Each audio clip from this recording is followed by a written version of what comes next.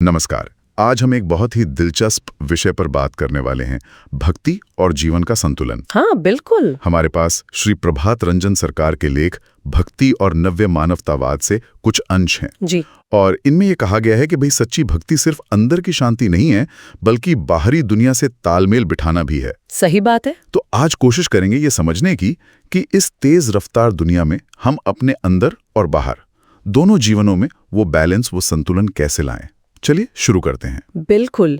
और ये सिर्फ कोई फिलोसॉफिकल बात नहीं है, ये आजकल की जिंदगी की एक बहुत बड़ी जरूरत है, एक चुनौती भी है। हाँ। कैसे अपनी वो जो स्पिरिचुअल जर्नी है और जो दुनिया की जिम्मेदारियां हैं, उनके बीच एक हार्मनी, एक सामंजस्य बने। स्रोत की शुरुआत ही एक बड़े अनोखे आइडिया से होती है, छंद का सिद्धांत।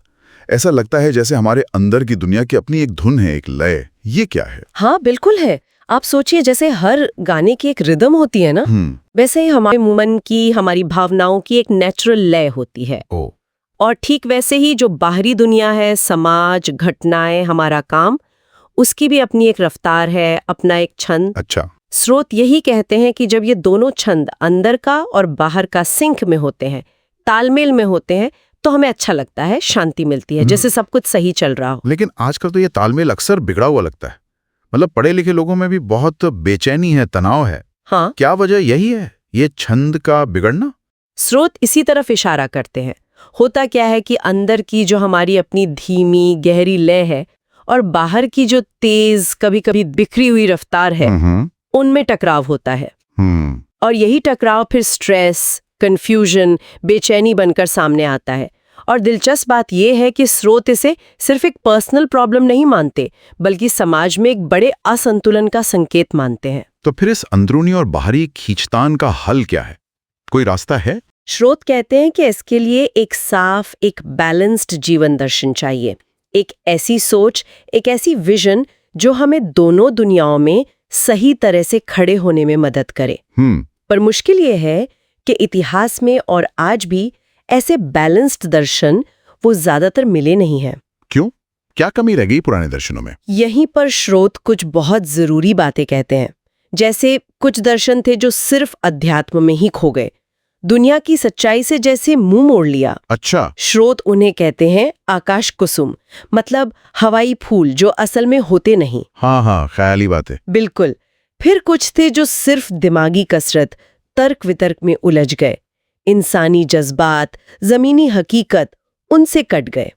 और कुछ थे जो सिर्फ भौतिकवाद, सिर्फ मैटर पर अटक गए, जिसने तरक्की तो दी, लेकिन प्रकृति का एक मूल नियम है विविधता, डाइवर्सिटी, उसे कहीं ना कहीं नजरअंदाज कर दिया। विविधता का नियम, स्रोत में एक सूत्र भी है, वैचित्र्यम प्राकृतु धर्मः समानम न भविष्यति। जी।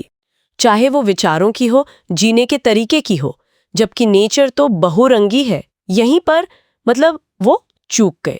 वो या तो अतीत में अटके रहे या सिर्फ एक ही पहलू को पकड़कर बैठ गए। तो फिर इस सब के बीच सबसे कीमती चीज क्या है जिसे हमें सहेजना है, बढ़ाना है? स्रोत के अनुसार भक्ति तत्व, ये इंसान की सबसे बड़ी दौलत है।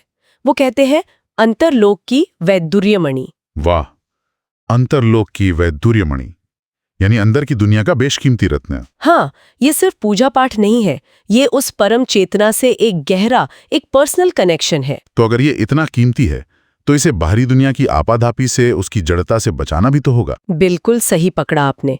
स्रोत इसकी तुलना एक छोटे से पौधे से करते हैं। जैसे नन्हे पौधे को जानवरों से बचाने के लिए बाड़ लगानी पड़ती है ना, हाँ। वैसे ही इस भक्ति तत्व को बचाने के लिए एक बाड़ चाहिए। और ये बाड़ क्या है? ये वही प्रगतिशील बैलेंस्ड दर्शन है। अच्छा, यानी एक सोच जो इसे प्रोटेक्ट भी करे और साथ ही उसे पनपने दे, फलने फूलने दे। ये सिर्फ बचाव नहीं है, ये पोषण भी है।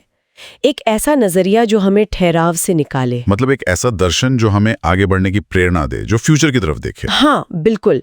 एक ऐसा दर्शन जो रुका हुआ ना हो, तालाब की तरह नहीं, बल्कि नदी की तरह हो, गतिशील, जो ज्ञान यानी समझ, कर्म यानी एक्शन और भक्ति यानी वो अंदरूनी जुड़ाव, इन तीनों को बैलेंस में लाए।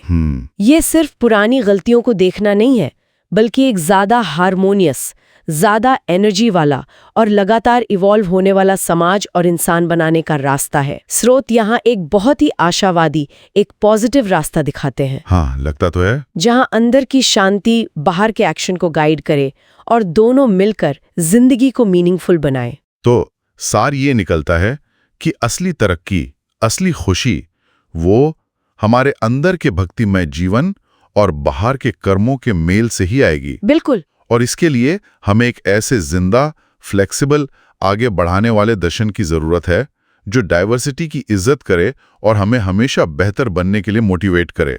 ये उस अंदरूनी और बाहरी छंद को फिर से खोजने जैसा है। एकदम सही कहा।